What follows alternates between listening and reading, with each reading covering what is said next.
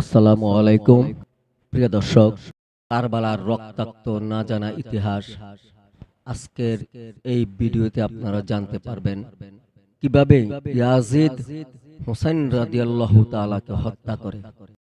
এ ধরনের ভিডিও পেতে চ্যানেলটি সাবস্ক্রাইব করে সাথে থাকুন। ইসলামের চতুর্থ খলিফা হযরত আলী রাদিয়াল্লাহু তাআলা এর পর মুসলিম উম্মার খলিফা হিসেবে দায়িত্ব গ্রহণ করেন মুয়াবিয়া ইবনে আবু সুফিয়ান। দীর্ঘ ২০ বছর তিনি খেলাফতের দায়িত্বে ছিলেন। শাসক হিসাবে ইসলামের অনেক এবং মুসলিম উম্মার সাথে বহু ব্যাপারে বিশ্বাসঘাতকতা করেন এবং খেলাফতের পরিবর্তে সৃষ্টি হয় সালতানাত বা রাজতন্ত্রের ধারা। মুয়াবিয়ার পুত্র ইয়াজিদ ছিল প্রচন্ড দুশ্চরিত্র আর দুরাচারী, লম্পট, মদ্যপ সহ ইসলামের শরিয়া বিরোধী বহু কাজে সে লিপ্ত ছিল। তথাপি মুয়াবিয়ার মৃত্যুর পূর্বে তিনি নিজের অযোগ্য এই সন্তানকে খলিফা হিসেবে ঘোষণা দেন। ইসলামী খেলাফতের সকল গভর্নর ও গুরুত্বপূর্ণ ব্যক্তিদের দামেস্কে নিজের প্রাসাদে ডেকে এনে ইয়াজিদকে মেনে নেয়ার বায়াত আদায় করেন মুয়াবিয়া। কিন্তু বিশ্বনবী হযরত মুহাম্মদ সাল্লাল্লাহু আলাইহি ওয়াসাল্লামের দৌহিত্র ইমাম হুসাইন রাদিয়াল্লাহু তাআলা সহ মোট ৪ জন গুরুত্বপূর্ণ ব্যক্তি ইয়াজিদের বায়াত গ্রহণে অস্বীকৃতি জানায়। মুয়াবিয়ার মৃত্যুর পর ইয়াজিদ সিংহাসনে বসেই ইমাম হুসাইনের মৃত্যু পরোয়ানা জারি করেন। তিনি আরো বলেন, ইয়াজিদকে বলে দাও, উত্তরাধিকার সূত্রে জোরপূর্বক খেলাফত দখলকে আমি স্বীকার করি না। এই কথা বলে তিনি চলে যান। সেখানে ইয়াজিদের অনুগত সেনারা ইমাম হুসাইনকে হত্যা করার জন্য তলোয়ার উন্মুক্ত করলেও মদিনার গভর্নর তাদেরকে বারণ করেন, কেননা তিনি জানতেন ইমাম হুসাইনকে হত্যা করলে মদিনার জনগণ বিদ্রোহ করবে এবং তার পরিণতি হবে অত্যন্ত ভয়াবহ। এর কিছুদিন বাদেই ইমাম হুসাইন মক্কায় হজ করতে যান। হারামে ইমাম হুসাইনকে হত্যা করার ষড়যন্ত্র করা হয়, আর এই হুসাইনকে হত্যার দায়িত্ব দেওয়া হয় বুকার নামক এক যুবককে, যে ছিল ইয়াজিদের দূত ও গুপ্তচর। কিন্তু উত্তেজিত জনতার প্রবল বাধায় যে ছিল ইয়াজিদের দূত ও গুপ্তচর কিন্তু উত্তেজিত জনতা প্রবল বাধা দিলে ঘাতকেরা পালিয়ে যেতে বাধ্য হয়। মূলত পবিত্র নগরী মক্কা ও মদিনার লোকজন ইয়াজিদকে খলিফা হিসেবে মানতে রাজি ছিল না। তারা বিশ্বাস করত নবীর দৌহিত্র ইমাম হুসাইন রাদিয়াল্লাহু তাআলাই হচ্ছেন খেলাফতের যোগ্য উত্তরাধিকারী। হজ পালনকালে মসজিদে হারামের মতো পবিত্র জায়গায়, যেখানে রক্তপাত সম্পূর্ণ নিষিদ্ধ, সেখানে ইমাম হুসাইনের উপর হামলার বিষয়টি সবাইকে ভাবিয়ে তোলে। তারা বুঝতে পারে ইমাম হুসাইনকে হত্যা করার জন্য ইয়াজিদ কতটা মরিয়া হয়ে উঠেছে। এরই মধ্যে মুসলিম খেলাফতের আরেক প্রদেশ কুফা থেকে ইমাম হুসাইনের কাছে শত শত চিঠি আসতে থাকে। কুফার গণ্যমান্য ব্যক্তিরা এসব চিঠিতে উল্লেখ করেন, আমরা মুয়াবিয়া ও ইয়াজিদের অতিষ্ঠ হয়ে পড়েছি। আমরা তাদের জুলুম আর অন্যায়ের সামনে অসহায়। আপনি দ্রুত কুফায় আসুন এবং আমাদের দায়িত্ব গ্রহণ করুন। আমরা আপনাকে আমাদের শাসক হিসাবে দেখতে চাই। ইমাম হুসাইন রাদিয়াল্লাহু তাআলা তার অত্যন্ত বিশ্বস্ত একজন সঙ্গীকে কুফায় পাঠিয়ে দেন সেখানকার সত্যিকারের পরিস্থিতি জানার জন্য। ইমাম হুসাইনের প্রতিনিধি সেখানে গিয়ে পরিস্থিতি দেখে তাকে চিঠি লিখে জানান, কুফাবাসী সত্যিই আপনাকে নিজেদের শাসক হিসাবে দেখতে চায়। তাদের উপর খলিফা ইয়াজিদ ও কুফার গভর্নর এর কোনো নিয়ন্ত্রণ নেই। কুফাবাসী তাদের বিরুদ্ধে অনাস্থা জ্ঞাপন করেছে এবং বিদ্রোহ করেছে। এই চিঠি পাওয়ার পর ইমাম ইয়াজিদের অতি বিশ্বস্ত কয়েকজন ব্যক্তি কুফায় গমন করে এবং সেখানকার নিয়ন্ত্রণ নিজেদের হাতে নিয়ে নেয়। তাদের মধ্যে উল্লেখযোগ্য ছিল উবাইদুল্লাহ ইবনে জিয়াদ ও সিমার ইবনে জাওশান। উবাইদুল্লাহ ও সিমার এর সাথে হযরত আলী রাদিয়াল্লাহু তাআলার আমল থেকেই পারিবারিক বিরোধ চলে আসছিল। তাদের পূর্বপুরুষেরা হযরত আলী রাদিয়াল্লাহু তাআলা আনহুর খেলাফতের বিরোধী ছিল। মুয়াবিয়া খিলাফত গ্রহণের পর এদেরকে বিভিন্ন গুরুত্বপূর্ণ দায়িত্ব প্রদান করে। ইয়াজিদের শাসনকে সুপ্রতিষ্ঠিত করতে ও গুরুত্বপূর্ণ ভূমিকা রাখে এই উবাইদুল্লাহ ও সিমার ইবনে জাওশান। তারা বিভিন্ন প্রদেশে গিয়ে ইয়াজিদের বিরোধী অবস্থান গ্রহণকারীদের ধরে ধরে প্রকাশ্যে হত্যা করতে শুরু করে। অতঃপর ইয়াজিদের নির্দেশে উবাইদুল্লাহ সিমারকে সাথে নিয়ে কুফায় গমন করেন এবং সেখানকার গভর্নর ওমর বিন সাদের সাথে মিলে পরিকল্পনা শুরু করে কিভাবে এই বিদ্রোহ দমন করা যায়। উবাইদুল্লাহ ছিল অত্যন্ত চতুর আর সে ছিল চমৎকার বক্তা। সে কুফাবাসীর সামনে দীর্ঘ বক্তব্য প্রদান করেন, ইয়াজিদের বিরুদ্ধে বিদ্রোহ করার ভয়ানক পরিণতির ব্যাপারে সতর্ক করেন। এরপর সে তাদেরকে বিভিন্ন সুযোগ সুবিধার প্রলোভন দেখায়। আশ্চর্যের বিষয়, উবাইদুল্লাহর এই বক্তব্যে কুফাবাসী মুহূর্তের মধ্যে ইমাম হুসাইনের আনুগত্যের শপথ থেকে বের হয়ে আসে এবং ইয়াজিদের প্রতি আনুগত্যের শপথ নেয়। অতঃপর সবার সামনে হুসাইন রাদিয়াল্লাহু তাআলার চাচাতো ভাই মুসলিম ইবনে আকিলকে হত্যা করা হয়। তার মৃত্যুতে কুফাবাসীকে বিপুল উৎসাহ করতে দেখা যায়, যারা একদিন আগেও ইমাম হুসাইনের এই ভাইকে সবচেয়ে বেশি সম্মান করত। অতঃপর উবাইদুল্লাহ কুফাবাসীকে আহ্বান করে ইয়াজিদের বাহিনীতে যোগদান করার জন্য। দলে দলে কুফার লোক ইয়াজিদের বাহিনীতে যোগ দেয়। অতঃপর তারা রওনা হয় সেই হুসাইন রাদিয়াল্লাহু তাআলাকে হত্যা করার জন্য, যেই হুসাইনকে তারা নিজেরা দাওয়াত দিয়ে নিয়ে এসেছে।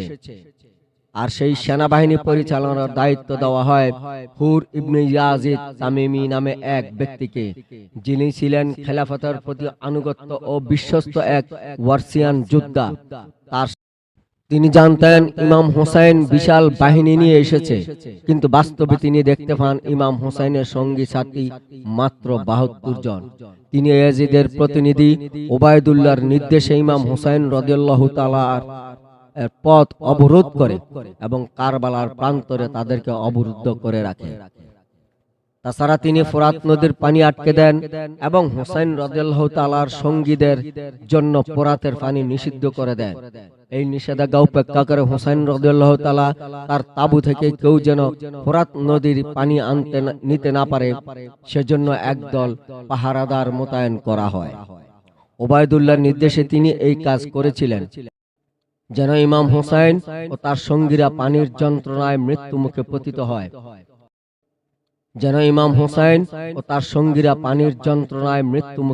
হয়। হুরের নির্দেশ ছিল ইমাম হুসাইন ইয়াজিদকে খলিফা হিসেবে মেনে নেয়ার আগ পর্যন্ত তাদেরকে কষ্ট দিতে থাকো, আর কোনো ব্যাপারে যদি তারা বাড়াবাড়ি করে তাহলে তাকে হত্যা করো। সেনাপতি হুর খেলাফতের নির্দেশ পালনে আন্তরিক ছিলেন, কিন্তু তিনি যখন হযরত হুসাইন রাদিয়াল্লাহু তাআলার সংস্পর্শে আসেন এবং তার বিশাল ব্যক্তিত্ব তাকে মুগ্ধ করে, ধীরে ধীরে তিনি হুসাইন রাদিয়াল্লাহু তাআলার প্রতি দুর্বল হয়ে পড়েন। তিনি হুসাইন রাদিয়াল্লাহু তাআলার হাতে তাবুতে নিয়মিত যাতায়াত করতে শুরু করেন এবং তাদের মধ্যে সুসম্পর্ক গড়ে ওঠে। শুধু তাই নয়, তিনি তার গোটা সেনাবাহিনী নিয়ে ইমাম হুসাইনের ইমামতিতে নামাজ আদায় করতেন। এই খবর যখন কুফায় অবস্থানরত ইয়াজিদের প্রতিনিধি উবাইদুল্লাহর কাছে যায়, তখন সে খুবই ক্ষিপ্ত হয়ে ওঠে। সে তৎক্ষণাৎ হুরের সেনাপতিত্ব কেড়ে নেন এবং কুফার গভর্নরের উপর ইবনে সাদকে পাঠিয়ে দেন সেনাবাহিনীতে নেতৃত্ব দেওয়ার জন্য। তার সাথে সে পাঠায় তার অতি বিশ্বস্ত শিমর ইবনে জাওশানকে। ওমর ইবনে সাদ কারবালার প্রান্তরে এসে সেনাবাহিনীর নিয়ন্ত্রণ নিজের হাতে নিয়ে নেয়। এরই মধ্যে ইয়াজিদ বাহিনীর সংখ্যা বাড়তে বাড়তে ১,০০০ থেকে ৩০,০০০-এ গিয়ে ঠেকেছে। কিন্তু আশ্চর্যের বিষয় হচ্ছে, ওমর ইবনে সাদ ও হুসাইন রাদিয়াল্লাহু তাআলার সাথে সাক্ষাৎ করার পর তার প্রতি দুর্বল হয়ে পড়ে। সে হুসাইন রাদিয়াল্লাহু তাআলার সাথে বৈঠকের পর উবাইদুল্লাহর উদ্দেশ্যে কুফায় একটি চিঠি পাঠায়। চিঠিতে হুসাইন রাদিয়াল্লাহু তাআলার ব্যাপারে কিছুটা সহানুভূতি প্রকাশ পায়। এতে ইয়াজিদের দক্ষিণ হস্ত উবাইদুল্লাহ খুবই ক্ষিপ্ত হয়ে ওঠেন এবং ফিরতি চিঠিতে ওমর ইবনে সাদকে কঠোর হুঁশিয়ারি দেয় সে বলে, তোমাকে হুসাইনের প্রতি দয়া দেখানোর জন্য পাঠানো হয়নি, তোমাকে পাঠানো হয়েছে তাকে হত্যা করার জন্য। হয় খলিফা ইয়াজিদের প্রতি হুসাইনের আনুগত্য আদায় করো, না হয় তাকে হত্যা করো। যদি এই কাজে ব্যর্থ হও, তাহলে তোমাকে তোমার দায়িত্ব থেকে অব্যাহতি দেওয়া হবে এবং শিমরকে তোমার জায়গায় বসানো হবে। এই হুঁশিয়ারি পাওয়ার পর ওমর ইবনে সাদ নড়েচড়ে বসে। সে বুঝতে পারে নিজের গদি রক্ষা করতে হলে নির্দেশ পালনের কোনো বিকল্প নেই। কোন হুসাইন রাদিয়াল্লাহু তাআলা তার পরিবারের প্রতি সহানুভূতির জন্ম নিলে শিমরের দিকে তাকালে তার কলিজা শুকিয়ে যেত। মনে হতো এই শিমর তার ক্ষমতা কেড়ে নিতে অধীর আগ্রহে অপেক্ষা করছে। এই হুঁশিয়ারি পাওয়ার পর ওমর ইবনে সাদ নড়েচড়ে বসে। সে বুঝতে পারে নিজের গদি রক্ষা করতে হলে নির্দেশ পালনের কোনো বিকল্প নেই। কখনো হুসাইন রাদিয়াল্লাহু তাআলা বা তার পরিবারের প্রতি সহানুভূতির জন্ম নিলেও শিমরের দিকে তাকালে তার কলিজা শুকিয়ে যেত। মনে হতো এই শিমর তার ক্ষমতা কেড়ে নিতে করছে। এই বয়সে হুসাইন রাদিয়াল্লাহু তাআলার প্রতি কঠোরতা প্রদর্শনের সিদ্ধান্ত নেয় এবং পরদিন হামলা চালানোর ঘোষণা দেয়। দুই পক্ষের মধ্যে যখন যুদ্ধের প্রস্তুতি চলছে, তখন ঘটে যায় চাঞ্চল্যকর এক ঘটনা। ইয়াজিদ বাহিনীর প্রথম সেনাপতি হুর ইবনে ইয়াজিদ ও তার ছেলে বুকাইর ইবনে হুর পালিয়ে ইমাম হুসাইনের তাঁবুতে চলে যান। তারা ইমাম হুসাইনের হাতে বায়াত গ্রহণ করেন এবং তার জন্য শেষ রক্তবিন্দু পর্যন্ত লড়াই করার প্রতিজ্ঞা ব্যক্ত করেন। পরদিন যখন দুই পক্ষ একে অপরের মুখোমুখি হয়, তখন দেখা যায় একদিকে ইয়াজিদের 30,000 সেনা, অন্যদিকে হযরত ইমাম হুসাইনের মাত্র 72 জন সঙ্গী। বাহিনীর প্রথম সেনাপতি হুর ইবনে ইয়াজিদ ও তার ছেলে বুকাইর ইবনে হুর পালিয়ে ইমাম হুসাইনের তাঁবুতে চলে যান। তারা ইমাম হুসাইনের হাতে বায়াত গ্রহণ করেন এবং তার জন্য শেষ রক্তবিন্দু পর্যন্ত লড়াই করার প্রতিজ্ঞা ব্যক্ত করেন। পরদিন যখন দুই পক্ষ একে অপরের মুখোমুখি হয়, তখন দেখা যায় একদিকে ইয়াজিদের 30,000 সেনা, অন্যদিকে হযরত ইমাম হুসাইনের মাত্র 72 জন সঙ্গী। তিনি বলতে এটা কোনো যুদ্ধ ছিল না, সত্যি বলতে এটা কোনো যুদ্ধ ছিল না, বরং এটা ছিল হুসাইন রাদিয়াল্লাহু তাআলা তার সাথীদের উপর চালিয়ে দেওয়া এক হত্যাকাণ্ড। নিশ্চিত মৃত্যুর কথা জেনেও হুসাইনের সঙ্গীরা তাকে ছেড়ে চলে যাননি। পরদিন যখন দুই পক্ষ একে অপরের মুখোমুখি হয়, তখন দেখা যায় একদিকে ইয়াজিদের 30,000 সৈন্য, অন্যদিকে হযরত ইমাম হুসাইনের মাত্র 72 জন সঙ্গী। সত্যি বলতে এটা কোনো যুদ্ধ ছিল না, বরং এটা ছিল হুসাইন রাদিয়াল্লাহু তাআলা ও তার সাথীদের উপর নির্মম হত্যাকাণ্ড চালানোর এক জঘন্যতম ষড়যন্ত্র।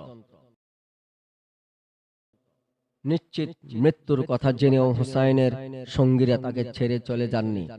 যারা জানতেন তারা মৃত্যুর আগ পর্যন্ত নবী দহিত্রের পাশে থেকে যুদ্ধ করে যাওয়ার প্রতিজ্ঞা ব্যক্ত করেন।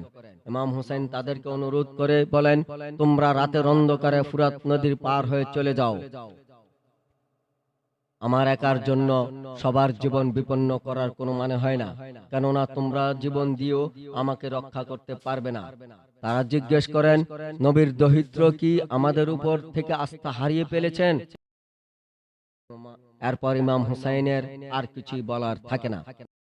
নবীর দহিত্রের প্রতি আনুগত্যের চরম পরাকাষ্ঠ প্রদর্শনকারী এই ব্যক্তিদের মধ্যে ছিলেন তার ভাই আব্বাস ইবনে আলী, জুবাইর ইবনে কান, হাবিব ইবনে মুয়াজি, সাদ ইবনে হামজালা, কাসিদ ইবনে জুহাইর। যুদ্ধের দামামা যখন বেজে ওঠে, তখন শুরুতে রীতি অনুযায়ী দ্বৈত যুদ্ধের আহ্বান জানানো হয়। দ্বৈত যুদ্ধে ইমাম হুসাইনের সঙ্গীদের কাছে কালীন অঙ্গীকার রক্ষা করতে গিয়ে একে একে শহীদ হন কাসিদ ইবনে জুহাইর, জুবাইর ইবনে কান, হাবিব ইবনে মাজুয়াহির, সাদ ইবনে হামজালা, ইবনে আবিদ ইবনে সাব্বির, মুসলিম ইবনে উসাজা, জাফর ইবনে আকিলের মতো যোদ্ধারা।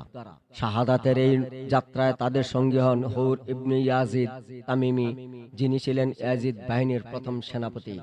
অতঃপর জোহরের নামাজের সময় হয়, যুদ্ধবিরতির আহ্বান জানানো হয়। অনুমতি প্রার্থনা করে বলেন, আমাকে অনুমতি দিন, আমি ইয়াজিদের পাহারাদারদের উপর হামলা করে ইয়াজিদের পাহারাদার সেনারা তাকে বাধা দেওয়ার চেষ্টা করে।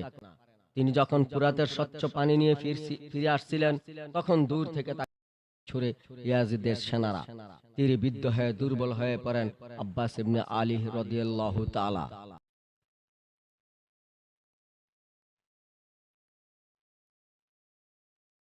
অতঃপর তারা কাছে এসে আব্বাসের ডান হাত কেটে ফেলে। সুদের জন্য এক মশক পানির আশায় ফুরাতের তীরে গিয়ে শহীদ হন হযরত আলী রাদিয়াল্লাহু তাআলার পুত্র আব্বাস ইবনে আলী রাদিয়াল্লাহু তাআলা।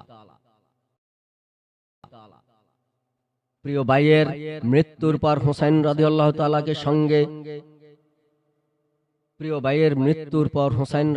তাআলাকে সঙ্গ দেওয়ার মতো তেমন কোনো যোদ্ধাই অবশিষ্ট ছিল না। বেঁচে ছিলেন কেবল হুর এর পুত্র বোকায়ের, যিনি একসময় হুসাইনকে হত্যা করার জন্য ঘুরে বেড়াতেন। তিনি নিজেও পিতার মতো ইয়াজিদ বাহিনীর বিরুদ্ধে যুদ্ধে অবতীর্ণ হন এবং গুরুতর আহত অবস্থায় মাটিতে লুটিয়ে পড়েন। তখন হুসাইন রাদিয়াল্লাহু তাআলা নিজের ভ্রাতা আব্বাসের 6 মাসের শিশু পুত্র আব্দুল্লাহকে কোলে নিয়ে যুদ্ধক্ষেত্রে যান। তিনি আব্দুল্লাহকে উঁচু করে বলেন, হে পাপিষ্ঠরা, তোমাদের সাথে শত্রুতা আমার, কিন্তু এই নিষ্পাপ শিশুকে কেন তোমরা পানিতে কষ্ট দিচ্ছ? হুসাইন রাদিয়াল্লাহু তাআলার এই প্রশ্নের জবাব তারা দিয়েছিল তীরের ভাষায়।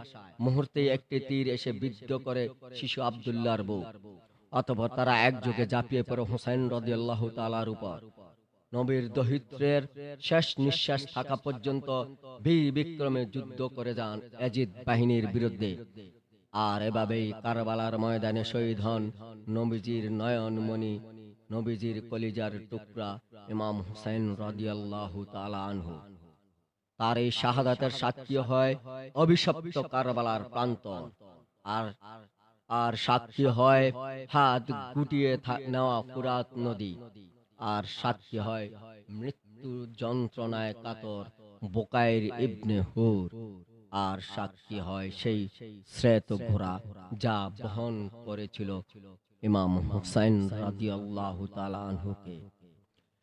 বিশ্বাসঘাতক কুফাবাসীর সেই চিঠিগুলো, যেখানে তারা ইমাম হুসাইনের প্রতি আনুগত্যের প্রতিশ্রুতি ব্যক্ত করেছিল।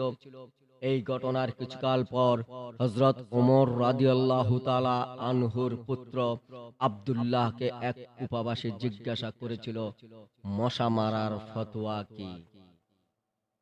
তখন তিনি বলেছিলেন,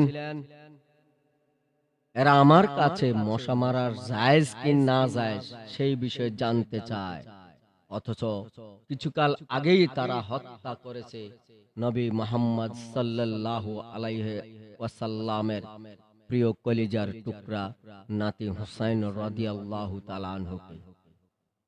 যুগে যুগে আল্লাহর লানত সেই বিশ্বাসঘাতকদের প্রতি, যারা ইসলামের লেবাস ধারণ করে ইসলামের বিরুদ্ধেই যুদ্ধ করে, অথচ ব্যক্তিগত জীবনে খুঁটিনাটি মাসলা মাসাইল নিয়ে তারা কতই না সচেতন।